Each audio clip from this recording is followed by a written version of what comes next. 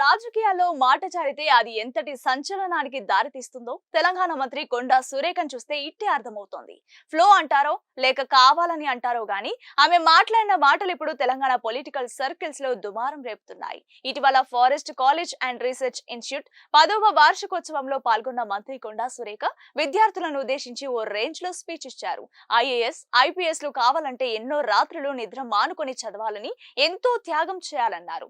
అంతవరకు బాగానే ఉంది కానీ ఆ తర్వాత ఆమె అన్న మాటలే అసలు రచ్చకు కారణమయ్యాయి. అదే సీఎం కావాలంటే మాత్రం ఏ వేలిముద్రగాడైనా కావచ్చు, అంతటి కష్టపడి చదివిన ఐఏఎస్, ఐపీఎస్ లు కూడా సీఎం చెప్పినట్లు వినాల్సిందే అంటూ తన వ్యక్తిగత అభిప్రాయంగా ఓ పెద్ద బాంబు పేల్చారు. గతేడాది సీఎం రేవంత్ రెడ్డితో సురేఖకు వివాదం పీక్స్ కు వెళ్లిన విషయం మనందరికీ తెలిసిందే.